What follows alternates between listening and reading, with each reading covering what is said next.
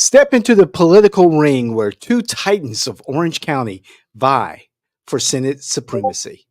But is it about issues or egos? Let's go.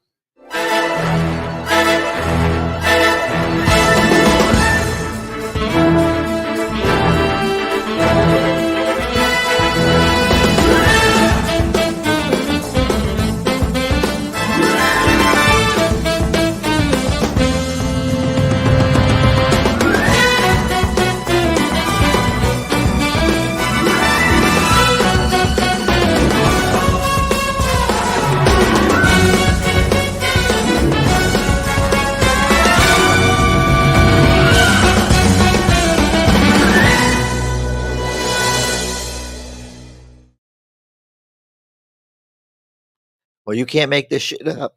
Former State Senator Randolph Bracy is challenging incumbent Geraldine Thompson for the Florida Senate in District 15. That's just setting up a compelling battle in Orange County's Black community, highlighting issues like transportation and affordable housing.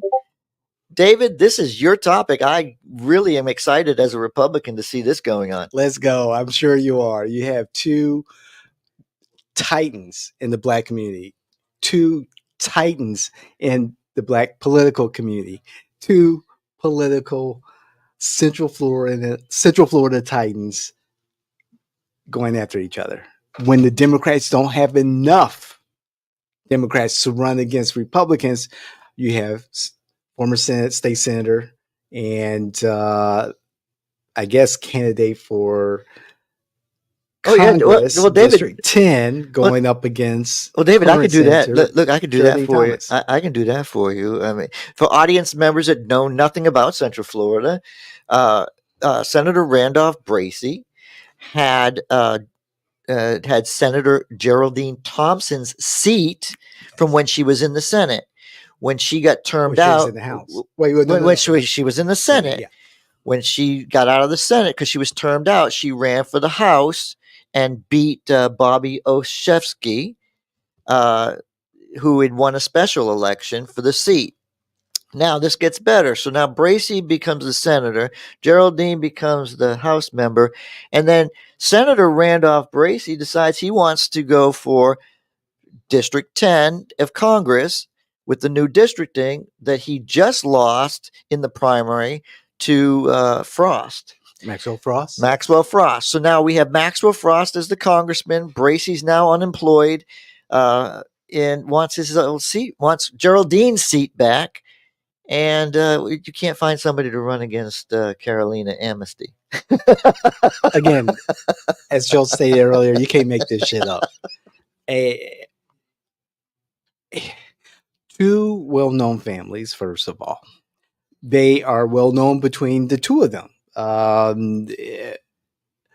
Geraldine was roommates with LaVon Bracy, the mother to Randolph Bracy. Nice. I'm just trying to make figure out the family tree here. So this relationship and this back and forth between these families have been going on for years.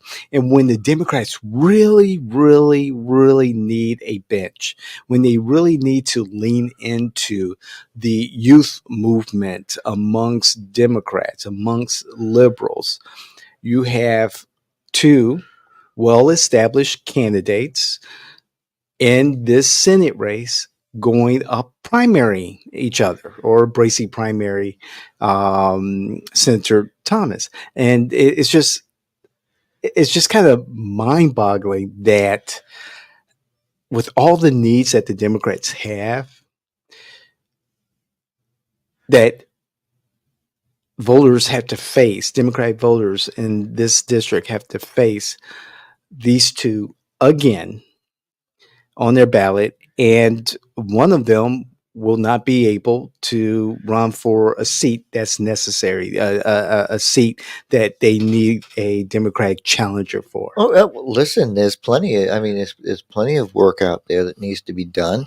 I know that they're probably just not looking at the fact that, hey, I get it. I am not. I have a serious problem with age. I'm getting older, and I know that I'm not like I was when I was younger. I'm not going to try to be mean or nasty, but Geraldine Thompson, from commission to the Senate to the House to the Senate, uh, I I don't know what's wrong with our society today that we haven't done enough for Geraldine to be able to let her retire and Right. relax Right. and do what she needs to do. I mean, what are we doing wrong as a society that poor Geraldine at 75 is still running for the Senate, right? And then Bracy, what kind of job do you have that you really need to go up to Tallahassee for 3 months and screw our get nothing done? Right. I mean, you lied to everybody and didn't win because you lied and said you were a bipartisan. You got more stuff done, and when people looked at your record, they knew you were a liar. So, look, there are other seats out there. You two need to just kind of take a coin, flip it, and find another place to run. I'm trying to help, guys. I mean, I'm not trying to be bad. I'm trying to help. Listen, we have some really good Republicans that would love to whip your ass. Sorry, Dave. Yeah, no, No, no. this is too. This is. You're calling it as you see it, and in this particular article, Jay Fortune, um, was interviewed, and he said that this was a win-win for the residents of the district and for the Democrats. I think that's a big question mark. I don't see how this is a win-win for the people of Senate District 15. Someone is going to be without a job. Someone is going to be in the Senate and pretty much sit there while the Republicans will do what Republicans do in the legislature, pass their bills, and again, make the Democrats non-consequential. Well, I remember talking offline, David. You mentioned something about the writer of this article that really caught my attention, and as we've been speaking, it kind of Mm-hmm. shouted out at me. It didn't when you were talking about it, but uh, for future for how did he put it? Transportation and pedestrian safety are top of mind in the Pine Hills area. The writer, he worries for his 90-year-old grandmother and other area residents trying to cross Silver Star Road.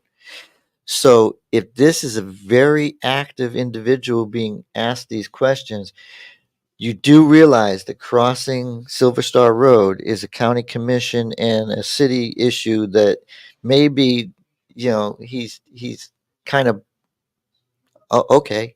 So why do you say that the senator is going to be able to get anything done about this? Like this is where I get to the point where he needs to tune into our show. He needs to understand his local politics. He needs to understand that okay, that road is that road is going to have the Department of Transportation. Yes, so it needs FDOT, but they're not doing anything. The most they're going to do is name the damn thing. Pretty much. Like, okay, well, it's Silver Star Road, but we'll State Road as a state road, it will be this. Or look, they're not going to get anything accomplished in the Senate unless they run 2 Senate seats, unless they get more senators. Right.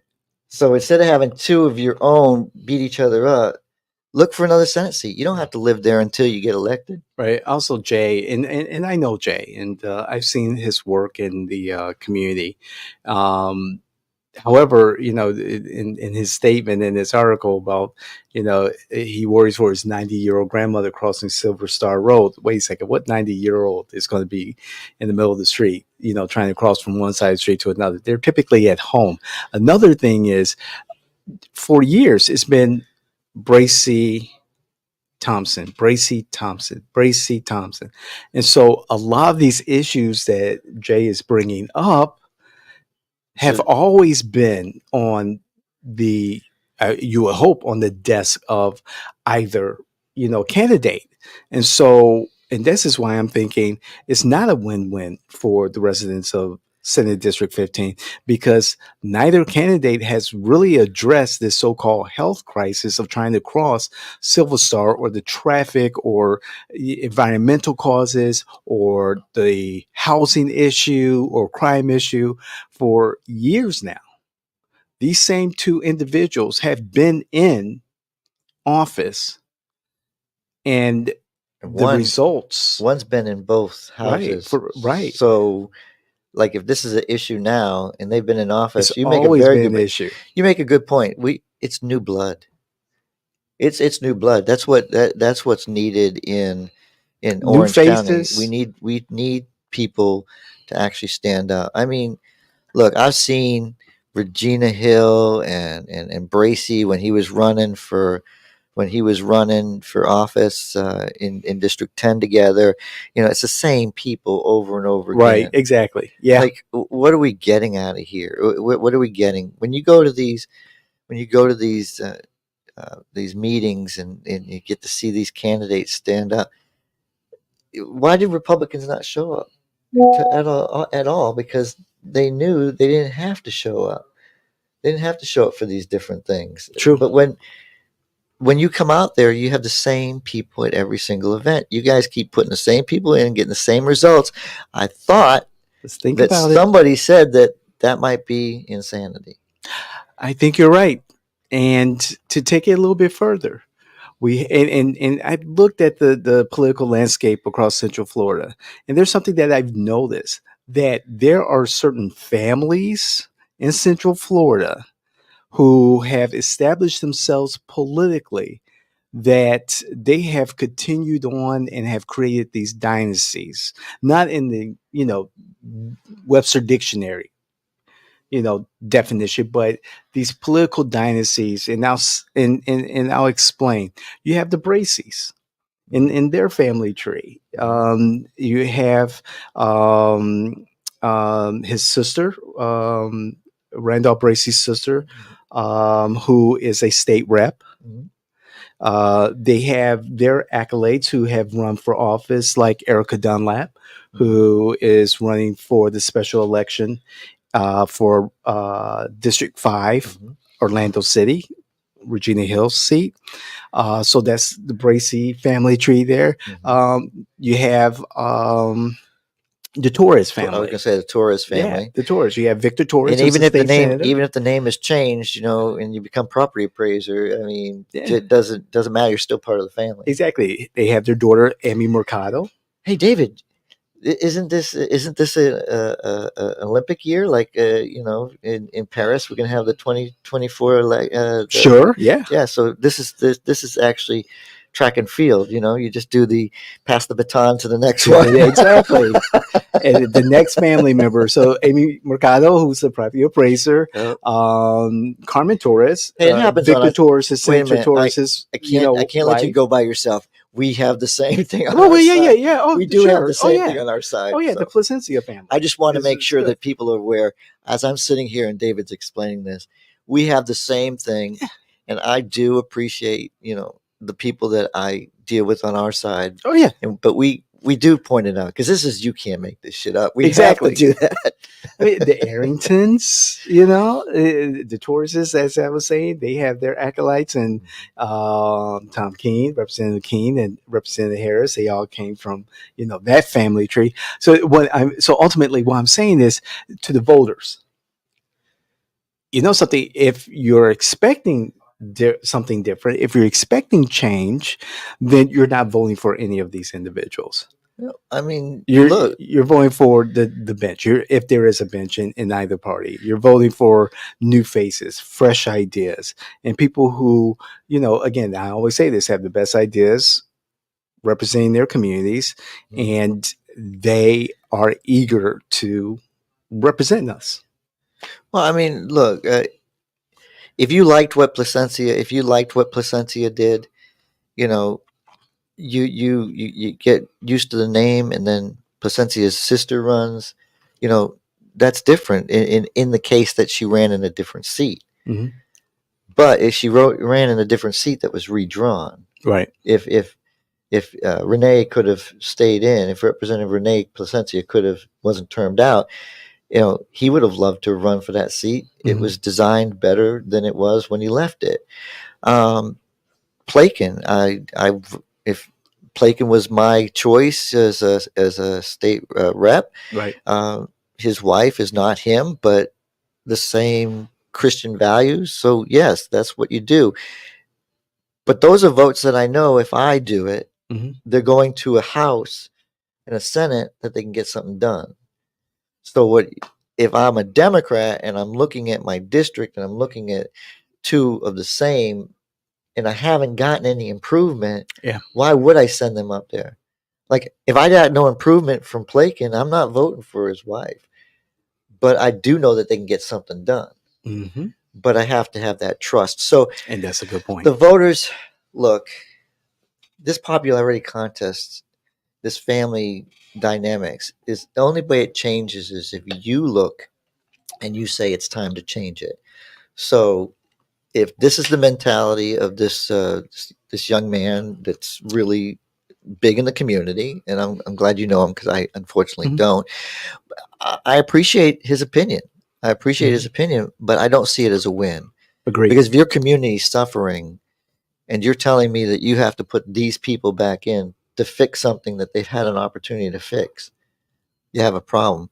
Maybe you need a Republican that agrees 100% with you, that you get in there and goes up there and says, listen, Silver Star is too wide. It's too much. It's absolutely got to have, look, let's help the county. Let's help the city, whoever's responsible for it. And let's give them a walkway. Let's give them an elevator because there's a 90-year-old lady trying to cross the road. Let's give them the elevator so they can walk across. I'm just saying, I'm looking at some waste in this, with flyovers that have nothing to do. A school that has a walkway that not a single child walks over. I see that, and they're paid by cities and they're paid by different places. The money's out there, but you got to get the right people to spend it. I'm just saying, maybe you're voting for the wrong party, but on this thing, if you got a problem and it's broken, you can't send the same people to fix it. My final word, I could go on all day. That's a very good point. And, you could, I remember then candidate Bruce Anton, now Representative Bruce Anton. He was very blunt during the candidate forum. Oh, I love that man. I love that man. I would vote for him. He said, hey, I'm not going to fill you guys. He's talking to the audience. I'm not going to fill you guys with a bunch of BS about what I will do and how I'm going to do it, because the political reality is that the Democrats are in a minority here in Florida in the state legislature. And I will do my best to bring what I can back to the community. However, the truth is we're not in power. We don't have control of the committees. We don't have the Senate. We don't have the governor's seat. He was very. The reason I said I would vote for him it was the fact that he's honest. Yeah. And if you got somebody who's honest, he said, look, I'm going to do what I can, but I can't sit here and make you a promise. Yeah. And he's listening, and he basically shut every single candidate he sure did. in that forum down, because it was almost like every word that came out of their mouth, people in the audience sit there and go, how are you going to do it? Yep. How are you going to do it? The political reality. And then the thing is, you had questions, and this is where I really enjoy our partnership, because you had questions where we're sitting there going, why'd they ask that question of a commissioner? That question has nothing to do, that has no power to do it. Right. If you want to talk about abortion, you talk to the right person. If you want to talk about this subject, you talk to the right person. Right. That's why he was refreshing. Yes. Because he says, look, I love the question. I'm not, it was really, I'm not going to be able to do anything. Yep. Like that was it. He said, but I could try to get things done, but that's not, but that's a dead issue. The reality is exactly. I go up there and I mention that. I'll be coming back home and saying, well, I'm on the record of saying 2 words, but I lost that debate. Right. And I agree. I appreciate Representative Anton saying what he did. And it was refreshing to hear it. It caught, I think, many people off guard, including, myself. And, good for him. And I believe we need a little bit more um, accountability of our candidates and when they say they're going to do X, Y, and Z and challenge them when the political reality, I'm talking about the liberals and Democrats, the political reality is that we're looking at least for another decade, in my estimation, of the Republicans holding the majorities in the House and Senate and the Democrats being non-relevant. Well, it's very expensive to run here in Central Florida. That's why you get the same people running over and over again, because they know they don't have to raise a lot of money. These families know the same people, so people aren't going to split their money. You're going to notice that they're not going to raise a lot of money. Yeah. This should be like, oh wow, two titans running against each other. The money should go. It's not going to happen. It's not. It's just too expensive to run. Yeah. So again, my final word is, David, this is in your court. We have our issues, and I'll tackle those. But if these two senators were running for different Senate seats, this would be something where I'd be, oh my God, this is dangerous. Oh my God. I mean, Carlos Gamo Smith, he's raised his money. And he's sitting back now because he doesn't email me anymore. So I guess he's fine right now. I mean, look, nobody's running for that seat. Right. The Democrats have obviously stated that Carlos is their guy. They must have chosen him because he couldn't win. He couldn't win his seat back. Right. That's correct. But he's going to be your guy to go up and do nothing in Tallahassee. He's trying to replace us, Linda Stewart. Yeah. Yeah. Well, I just get to sit back and watch this one, David. Hey, but we don't want you to sit back and just watch. We want you to interact with our community, because you are our community. And so please comment. Let us know what you think about this particular topic or any of the topics, any of our podcasts across all of our properties. Please comment, like, share, and don't forget, hit the notification button so that you're notified when we drop a new episode. We are your political innovators. That's Joel. I'm David. Thank you, Aaron, who's on the board. Thank you to our team. There's bagels, guys. Come get your bagels. We've got so much great content coming up. I always say this, and I don't think we've failed to deliver. And if you're Senator Geraldine Thompson or you're Senator Randolph Bracy, please join us. We would love to hear from you so that Central Florida can hear why you should be that senator. Thank you.